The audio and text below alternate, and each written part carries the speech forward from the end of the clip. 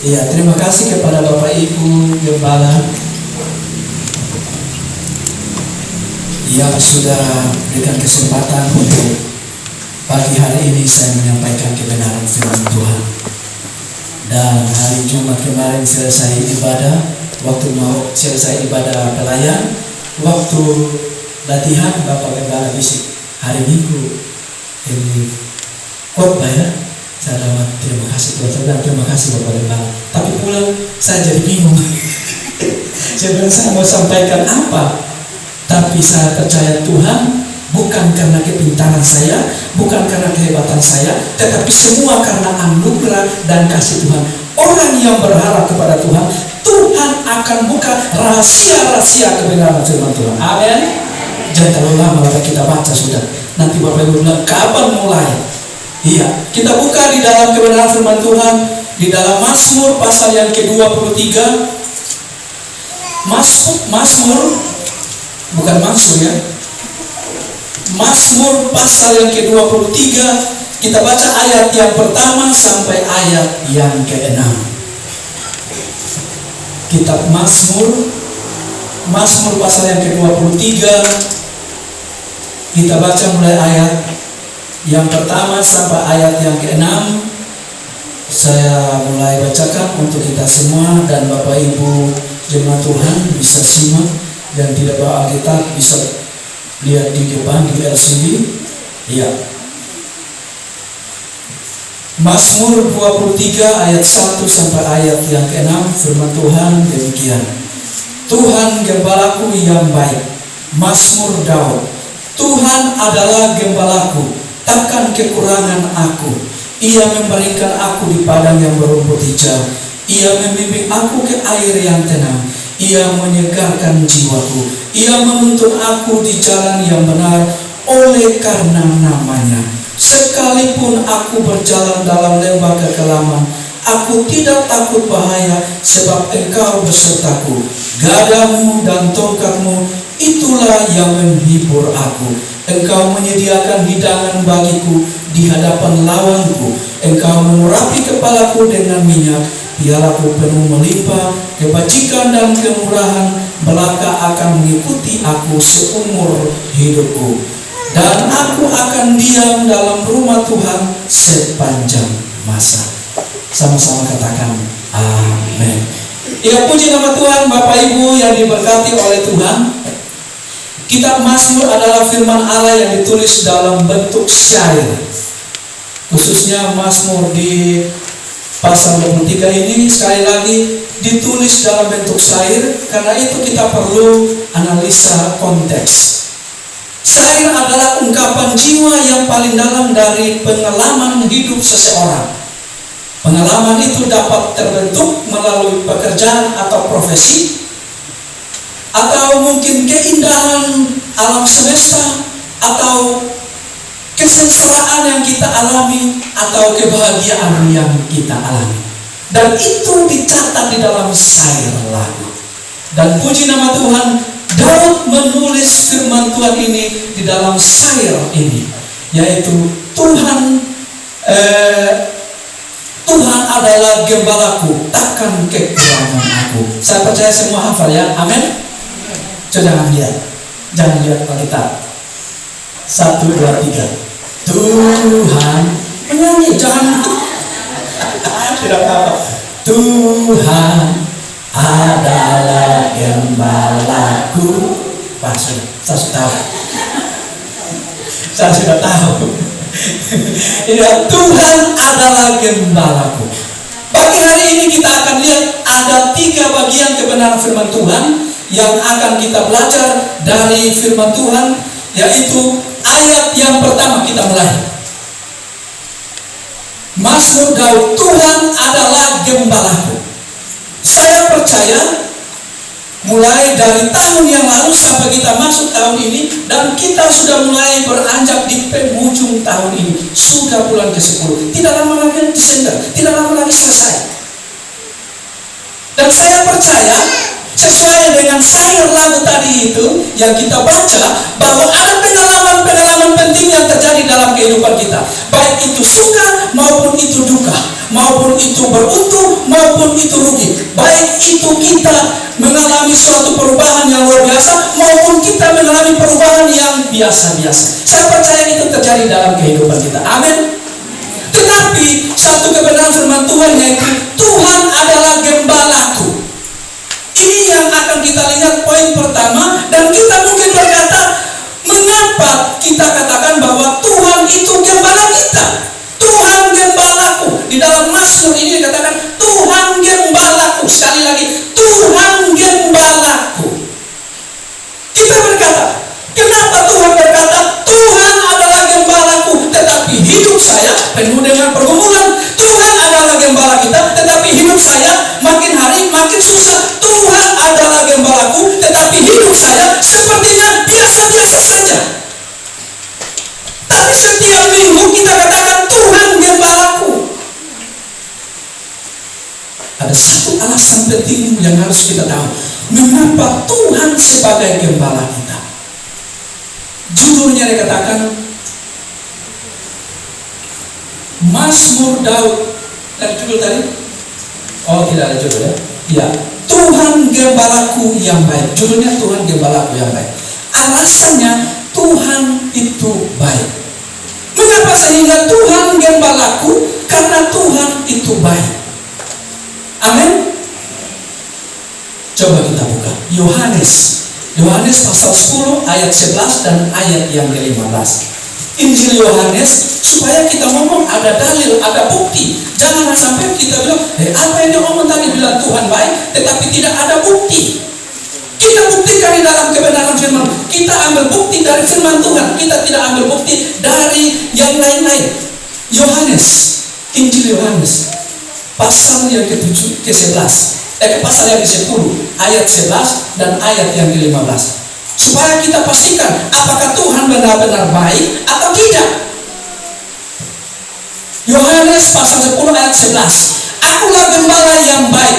Gembala yang baik memberikan nyawanya bagi domba-dombanya. Ayat yang ke-15. Yang ke-15. Sama seperti Bapa mengenal aku dan aku mengenal Bapa, dan aku memberikan nyawaku bagi domba-dombaku.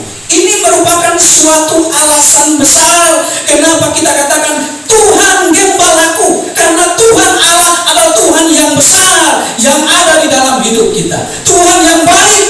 Amin. Kenapa dikatakan Tuhan yang baik? Tuhan gembalaku dicatat di dalam Mazmur, dan dicatat juga setelah Yesus lahir, dicatat di dalam Injil Yohanes.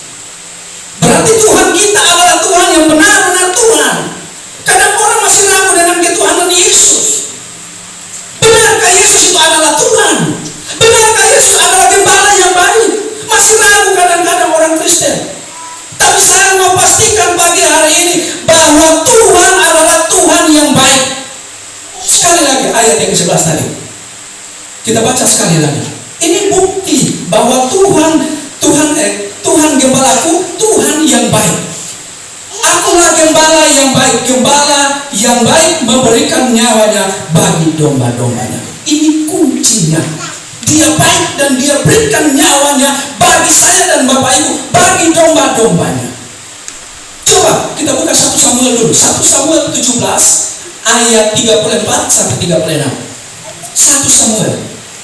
Supaya kita berikan perbandingan bahwa Tuhan Yesus adalah gembala dan Daud juga adalah gembala, tetapi ada perbedaan. 1 Samuel ayat yang pasal yang ke-17 ayat yang ke-34 sampai 36. 1 Samuel 34 ayat yang ke-34. 1 Samuel 17 ayat yang ke-34 sampai 36.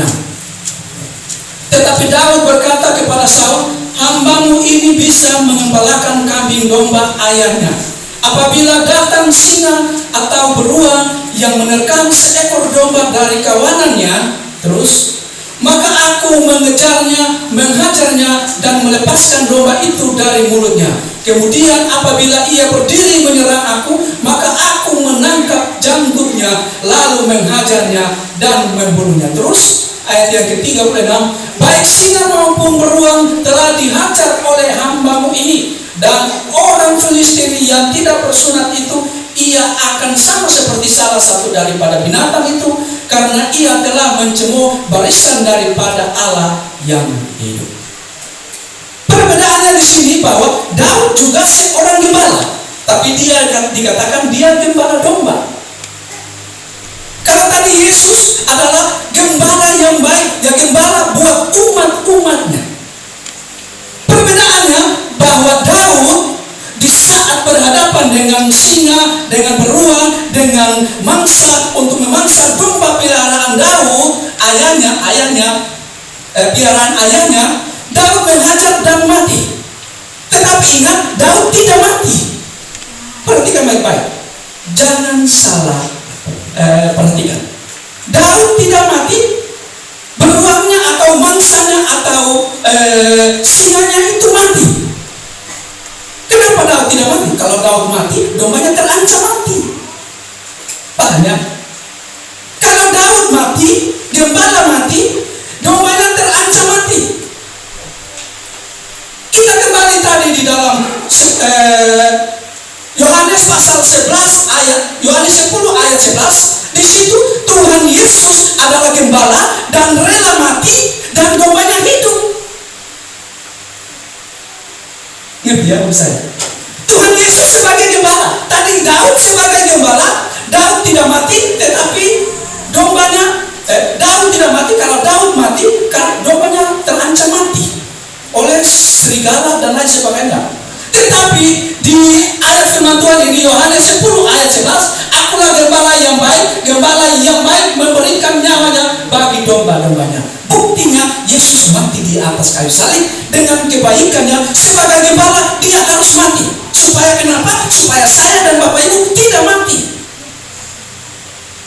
Kalau Tuhan Yesus tidak mati, berarti saya dan Bapak Ibu mati.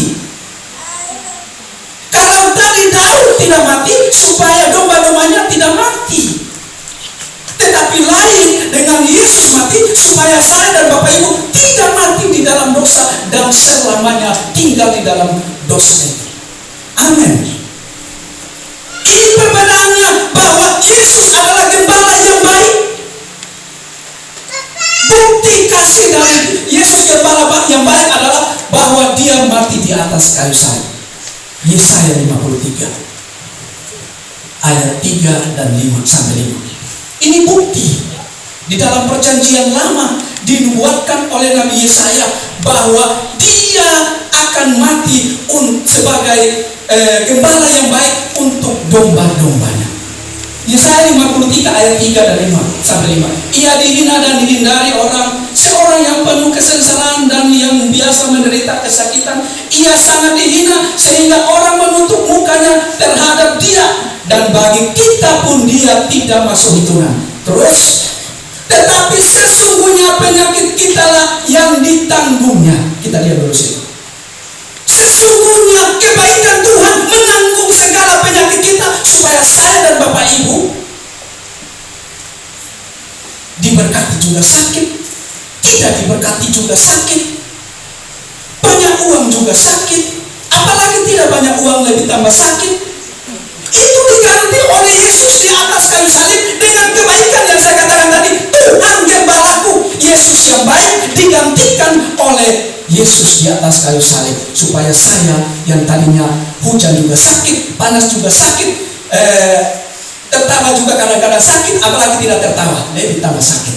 Ya tahu kalau tahan sakitnya di mana? Diganti di atas kayu salib, yaitu hanya di dalam Yesus Tuhan gembala yang baik itu. Lanjut lagi kita baca.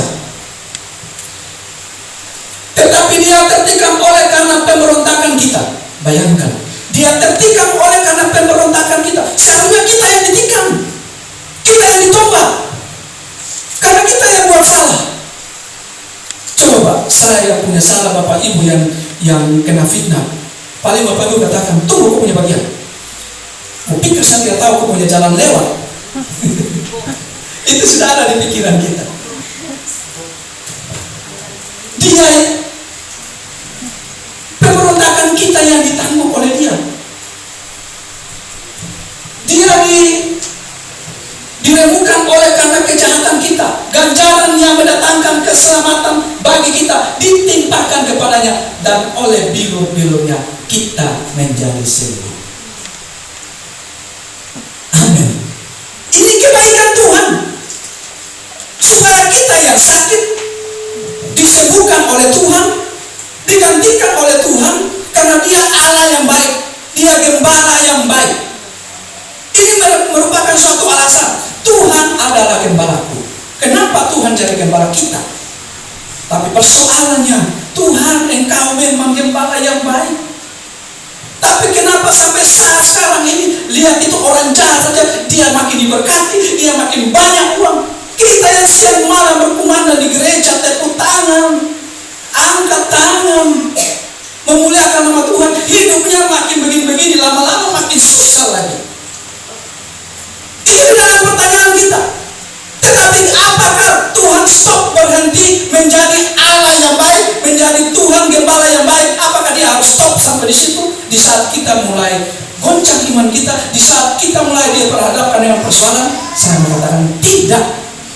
Dia tetap Allah yang baik. Dia tetap Tuhan yang baik. Jadi kalau kita diperhadapkan dengan pergumulan, dengan tantangan, kita tetap katakan, yes, Engkau gembalaku yang baik. Engkau tetap Allah yang baik. Mau apapun yang terjadi, Dia tetap Tuhan yang baik, tetap Allah yang baik. Saya punya cerita. Dulu yang lalu saya sudah pernah cerita, seorang raja waktu dia berburu dengan pengawalnya, kan mereka berburu pakai senjata, maka mereka pergilah berburu. Tiba-tiba itu raja itu karena hobinya berburu, dia sudah pasang itu peluru di dalam senapan itu, di dalam senjata itu. Dia kasih ini pengawal bawa ini senjata. Tiba-tiba sampai di sana di hutan, pengawal ini lupa kalau itu di dalam senjata itu sudah ada peluru. Mereka sementara duduk, dia kasih pasang di depan ibu jari itu raja. Dia kontak sudah, meledaklah senjata, peluru langsung tancap di ikat ibu jarinya, dan putus ibu jari dari raja itu. Raja ini karena marah, masukkan ke penjara oleh pengawal ini. Dia bawa sudah pengawal ini ke penjara, kasih masuk penjara. Tiba-tiba sudah di penjara ini pengawal, lantas ini raja ini pergi berburu sendiri. Sampai di tengah hutan, dia dikepung oleh orang-orang primitif, orang-orang hutan. Orang-orang hutan mereka punya makanan manusia, binatang yang pokoknya mungkin mereka tidak tahu masak, makanya mereka harus makan makanan yang mentah. Jadi waktu raja ini berburu di tengah hutan, tangkaplah oleh orang primitif, orang hutan ini kepada raja. Jadi raja ini, orang primitif ini, kepala suku ini bilang begini, pokoknya bahwa itu orang yang sudah ditangkap tidak ada cacat celah, mulai dari ujung kaki sampai ujung rambut harus sempurna. Kalau sempurna kita sembelih, kita makan sama-sama. Tangkap sudah. Bawa ini orang ke kepala suku, dan kepala suku ini bilang begini, sudah periksa semuanya kondisi dari orang ini orang-orang primitif bilang begini, minta maaf Tuan, orang ini cacat, ibu jarinya sudah putus, tidak ada lagi, dan dia dilepaskan, tidak jadi disembelih, tidak jadi dimakan. Terus raja ini pulang, dia ingat betul ya, coba waktu itu kalau saya punya jari ini tidak ditembak oleh pengawal ini, oleh ajudan ini, pasti saya sudah yang kena makan dari orang-orang primitif. Dia pulang sudah, tidak jadi makan dia punya tubuh karena cacat, ibu jarinya putus. Dia datang sudah di penjara, mau kasih keluar ini orang yang ada di penjara, pengawal yang ada di penjara, mau kasih keluar, ini pengawal lagi tidak mau. Dia bilang saya enak di sini, saya enak sini. Dia cerita sudah, Cerita kejadian yang tadi waktu ditangkap oleh orang-orang primitif. Jadi mulailah raja ini berpikir, seandainya tadi saya punya jaring tidak putus, saya disembelih. Dan pengawal ini tidak mau lagi, karena raja sudah cerita, enak saja lu punya jaring sudah putus. Lah kalau saya yang masih utuh, kalau kita berburu nanti saya yang kena tombak. Jadi dia tidak mau, dia tetap di penjara. Artinya yang semua yang terjadi dalam hidup kita, semua yang terbaik. Satu lagi cerita, ada seorang tentara waktu di dalam medan perang, dia tersesat. Dia hilang dari kumpulan tentara yang lain, dari satu kompi yang mereka pergi, dia hilang, tersesat. Tiba-tiba musuh sudah dekat. Seorang tentara ini bingung, dia harus lari kemana.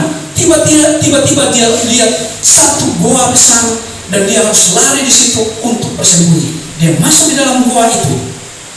Setelah dia masuk di dalam goa itu, di situ ada pintu goa ini di dalam batu itu, dan dia masuk. Dia lihat ke depan, musuh makin dekat. Dia mulai berdoa, Tuhan. Dia ingat sudah, semua yang ada dalam Alkitab dia ingat, Tuhan Engkau baik. Tuhan Engkau gembala yang baik. Kalau Engkau gembala yang baik, ini musuh sudah menuju ke goa ini. Apa yang Engkau harus lakukan? Tiba-tiba saat dia berdoa, ada laba-laba jatuh di depan pintu goa itu. Seekor laba-laba kecil jatuh di depan pintu goa itu. Dan dia berkata, Tuhan Engkau tidak baik. Kenapa tidak batu saja yang Engkau gulingkan di pintu goa ini, supaya musuh yang ada di depan ini tidak melihat saya. Tiba-tiba makin dekat musuh itu. Di saat bunyi kaki mulai keras, ini seorang prajurit mulai takut di dalam goa itu. Laba-laba mulai pasang jaringnya kiri kanan. Dia katakan, Tuhan Engkau tidak baik. Kenapa hanya laba-laba? Kenapa tidak batu yang besar supaya bisa menutup ini gua ini? Tiba-tiba laba-laba itu mulai membuat jaringnya dan menutup gua itu. Tapi ingat Bapak Ibu, hanya jaring laba-laba. Tentunya musuh itu bisa melihat dan musuh itu bisa masuk di dalam gua itu. Ingat itu. Tetapi yang anehnya, di saat musuh mulai dekat, prajurit ini mulai takut. Dan di depan itu, musuh mulai melihat ada jaring laba-laba yang sudah terpasang rapi. Dan ada suara yang didengar oleh prajurit ini. Musuh ini mereka berkata, lihat, ada jaring laba-laba di depan pintu goa ini, dan tidak ada satupun yang hancur, artinya yang robek. Tentunya belum ada orang di dalam. Pikiran dari kumpulan orang-orang atau dari pasukan ini bahwa kalau jaring laba-laba itu sudah sobek, berarti ada orang yang masuk. Tetapi karena jaring laba-laba itu masih terpasang rapi dan dia hanya berada di depan pintu goa itu, dan dia berkata, kita kembali karena tidak ada orang yang masuk di dalam goa ini. Buktinya jaring laba-laba ini masih utuh. Saya mau katakan bahwa yang Tuhan buat itu baik adanya. Kadang-kadang kita berpikir, kenapa Tuhan kalau Engkau gembala yang baik, kenapa harus terjadi seperti ini? Kok kalau saya diberkati, kenapa tidak melebihi orang itu? Itu orang yang dulunya tidak pernah masuk gereja, kok dia sudah berkati? Saya yang duduk di gereja terus kurang berkatnya. Kadang-kadang seperti itu. Tapi ingat baik, Tuhan gembala yang baik. Masa hanya dalam pergumulan kita saja? Masa firman Tuhan tadi sudah katakan bahwa oleh bilur-bilurnya kita menjadi sembuh? Ini kebaikan Tuhan yang nyata di dalam kehidupan kita.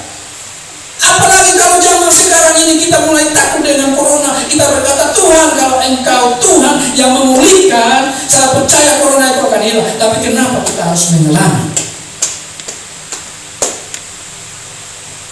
Saya Saya ingat waktu di keluarga kami, termasuk Mama Brian yang terpapar karena corona, saya hanya berdoa singkat dalam hati saya, Tuhan Engkau tetap baik.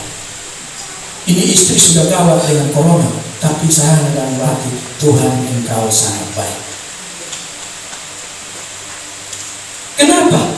Saya tahu balik ucapan Tuhan sangat baik, gembala yang baik, ada mujizat Tuhan yang Tuhan sediakan bagi kita. Yang sakit disembuhkan, yang lemah dikuatkan. Apalagi? Bahkan firman Tuhan mencatat dia digantung di atas kayu salib tanpa memakai kaos, apalagi jas, apalagi dasi seperti saya. Tidak ada. Saya bisa katakan terlalu miskinkah Tuhan kita sehingga di atas kayu salib tidak memakai baju, apalagi sepatu. Waktu dia dipaku, dia hanya memakai cawan. Bayangkan Bapak Ibu, di atas kayu salib tidak ada satu helai baju pun, bahkan jubahnya dibuang dan diundi oleh prajurit. Orang masih hidup, dia punya jubah sudah diundi, dan Yesus hanya melihat waktu mereka undi itu jubah. Seolah-olah Allah kita terlalu miskin di hadapan umat Tuhan. Seolah-olah Tuhan tidak berdaya. Tetapi saya mau katakan, itu yang Tuhan buat supaya saya dan Bapak Ibu yang tadinya tidak punya pakaian, dia ganti telanjang di atas kayu salib supaya saya dan Bapak Ibu mewah memakai baju. Amin. Dari jam 3 Yesus menderita, dan saya percaya dia kehausan, dia kelaparan. Bahkan firman Tuhan berkata, waktu prajurit itu menusuk lambung Yesus, tidak ada satu makanan pun yang keluar, yang ada hanyalah air. Bayangkan dia nanggung semua kelaparan kita, ditanggung di atas kayu salib. Apakah kurang baik Tuhan kita? Sehingga kita mulai katakan, kan Tuhan semua sama. Yang penting hantam promo. Anak-anak muda ingat, lihat sudah kiri kanan yang cocok, jangan pilih cari di sana lagi yang tidak mengenal Tuhan. Amin. Anak-anak muda coba lihat sudah kiri kanan. Daripada kita lihat Abdullah, padahal sini mau ada tunggu-tunggu berdoa. Mau maksudnya Markus. Kita mulai cari jalan, padahal sini PU ada siap-siap. Kemudian Petrus ada berdoa. Kita cari sudah di kakak PU. Amin. Ini anak-anak muda. Kalau Bapak Ibu tidak mungkin cari lagi. Apa mau cari lagi? Jangan. Saya percaya tidak mau cari. Amin. Yang sudah ada jangan. Yang belum ada ini yang kita omong. Kenapa kau harus menantikan? Ini dia terlalu baik di atas kayu salib. Apa lagi yang kurang? Ini merupakan satu alasan Yesus gembala yang baik. Yang kedua, bab kedua. Minta maaf Bapak Ibu agak lama. Tidak apa-apa. Suara lambat sekali. Kalau saya tanya mau berapa hadiah, saya tidak pasti. Yang kedua, mulai ayat 1 ayat yang sampai ayat yang ketiga. Tuhan adalah gembala, takkan kekurangan aku. Ia membaringkan aku di padang yang berumput hijau. Ia memimpin aku ke air yang tenang. Ia menyegarkan jiwaku. Ia menuntun aku di jalan yang benar oleh karena namanya. Yang kedua, kita akan lihat kebenaran kedua, yaitu pengalaman iman Daud yang ditandai dengan dua hal. Yang pertama tadi saya sudah katakan bahwa ia membaringkan aku di padang yang berumput hijau. Ini pengalaman iman Daud ditandai dengan dua hal. Yang pertama, ia membaringkan aku di padang yang berumput hijau. Ia membimbing aku ke air yang tenang. Ia menyegarkan jiwaku. Ia menuntun aku di jalan yang benar oleh karena namanya. Pengalaman iman Daud yang ditandai dengan hal-hal seperti dikatakan, ia membaringkan aku di padang yang berumput hijau. maksudnya kembali? Sentralnya tadi situ. Di Matius tadi, di Yohanes tadi. Yohanes 10 ayat 11 sampai 15. Sentralnya di situ. Bahwa pengalaman iman Daud merupakan suatu aktivitas Allah atau pemeliharaan Allah yang Allah jangkau terhadap kehidupan Daud. Pengalaman iman Daud ini sehingga Daud berkata, ia membaringkan aku di padang yang berumput hijau, ia membimbing aku ke air yang tenang, ia membimbing aku ke air yang tenang. Bukan tidak ada air yang bergelombang yang harus kita lewati, yang harus Daud lewati. Bukan saja hanya air yang tenang yang harus Daud lewati, tetapi ada gelombang juga, ada air gelombang juga yang harus Daud hadapi. Tetapi karena pengalaman iman Daud ini adalah pemeliharaan Allah semata-mata, Daud hanya berkata dengan iman, ia membimbing aku ke air yang tenang, ia menyegarkan jiwaku. Ini penting, menyegarkan jiwa. Kalau jiwa kita bermasalah, kalau jiwa kita kurang beres, kalau jiwa kita tidak dikuduskan oleh Tuhan, saya percaya yang kita pikir semua yang bukan daripada Tuhan. Di saat Allah menyegarkan jiwa Daud, semua pikiran yang ada dalam pikiran Daud, semua yang baik. Kenapa? Karena Tuhan telah merubah kehidupan Daud dari pikiran.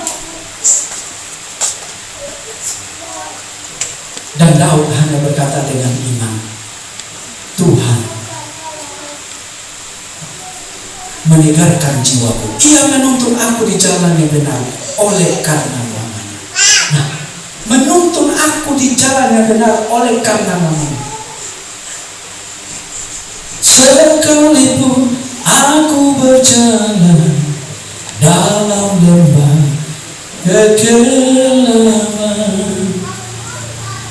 sekalipun kita berjalan di dalam lembah kekelaman, di dalam lembah bayang-bayang maut antara hidup dan mati, tetapi karena Tuhan Allah gembala kita, jangan takut.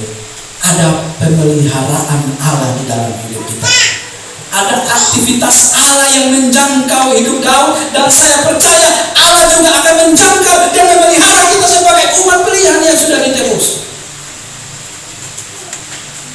Ini sebagai orang Kristen kita harus paham, supaya kita tetap fokus dan tetap percaya bahwa Yesus itu adalah Tuhan, Dia adalah Gembala. Bayangkan, sudah dibuatkan di dalam perjanjian baru dan di dalam perjanjian lama, dan digenapi di dalam perjanjian baru. Satu bukti, nubuatan Daud. Nubuatan Daud, kita buka. Itu firman Tuhan berkata waktu Yesus di atas kayu salib di dalam perjanjian baru, Yesus berkata begini, Eli, Eli lama sabatani, Allahku, Allahku, mengapa engkau meninggalkan aku?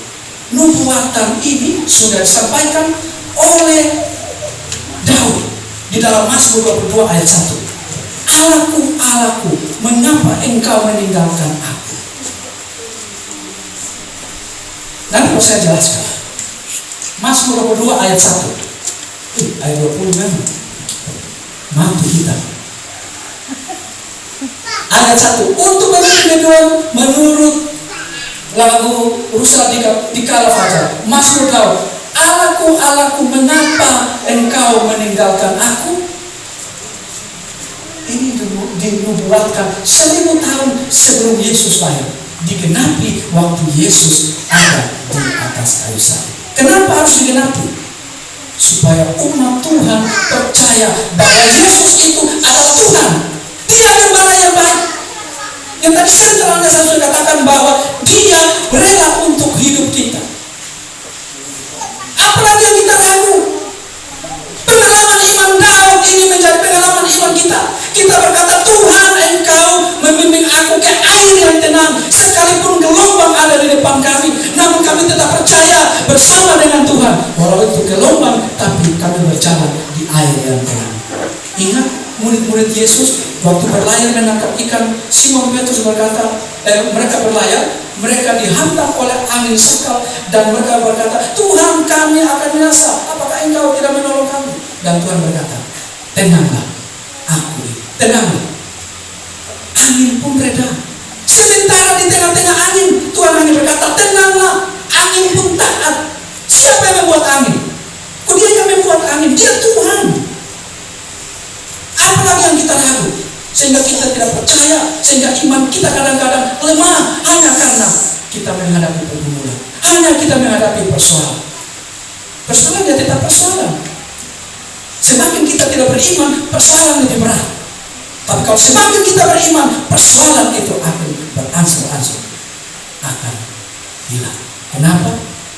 Yesus bersama dengan kita. Sudah dikumandangkan di dalam Mazmur dan digenapi di dalam Matius. Allahku, Allahku, mengapa engkau meninggalkan aku? Digenapi oleh Yesus. Supaya apa? Seluruh umat manusia percaya Yesus itu adalah Tuhan. Itu pengalaman iman Daud yang pertama. Yang ketiga kita lihat pengalaman iman Daud yang kedua, yaitu keakraban Daud dengan Allah. Hal ini kita bisa lihat bahwa pemakaian kata aku,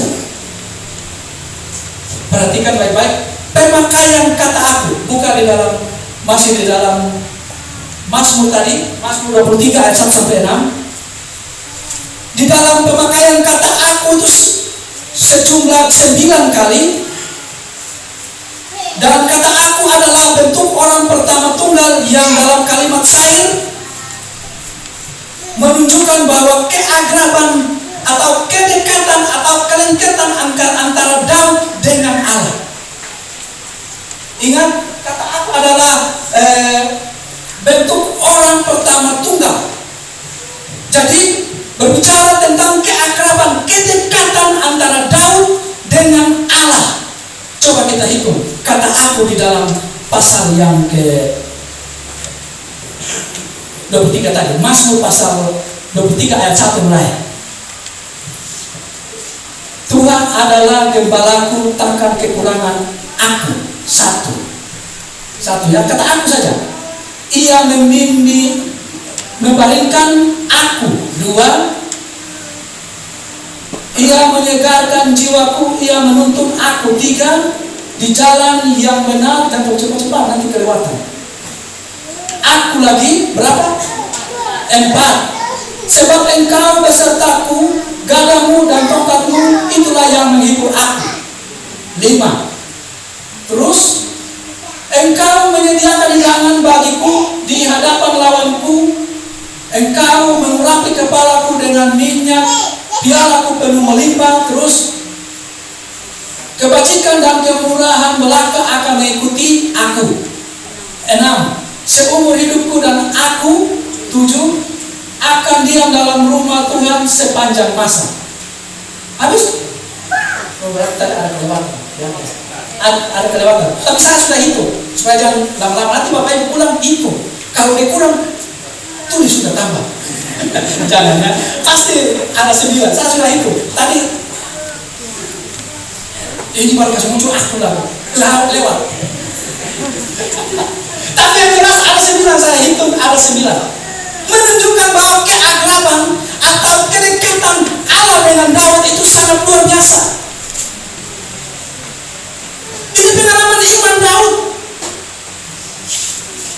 Jadi kalau Tuhan Allah dekat dengan Daud, sehingga di dalam ayat yang ke-6 firman Tuhan katakan, ayat yang terakhir, ayat yang ke-6 dikatakan, kebajikan dan kemurahan belaka akan mengikuti aku seumur hidupku, dan aku akan diam dalam rumah Tuhan sepanjang masa. Aku akan diam di dalam rumah Tuhan sepanjang masa. Akan diam. Kenapa? Karena kata aku tadi. Sehingga Daud mau katakan bahwa dia akan diam di dalam rumah Tuhan sepanjang masa. Artinya dia harus bersama-sama dengan Tuhan sepanjang hidupnya.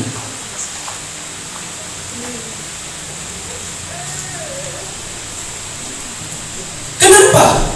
Karena pengalaman iman Daud yang tercatat tadi di dalam Mazmur pasal 23 ayat 1 sampai 6 itu sangat jelas.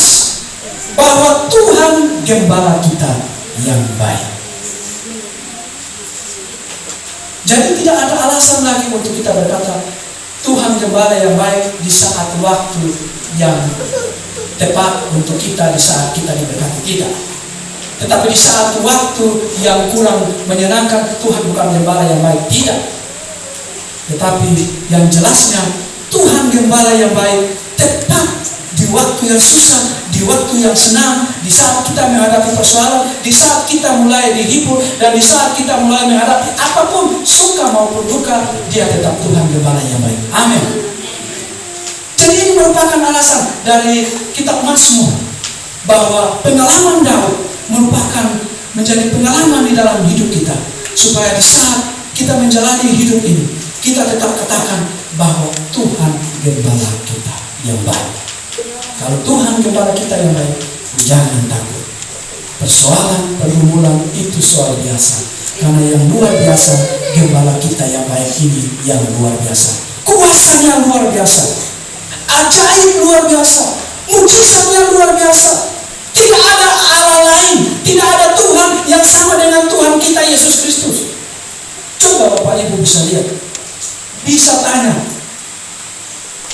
dimanapun, tidak ada Allah lain yang bisa berkata seperti Yohanes 14 ayat 6, akulah jalan kebenaran dan hidup. Tidak ada di agama lain, satu-satunya hanya yang kita sembah Tuhan Yesus di kekristenan. Tidak ada agama lain.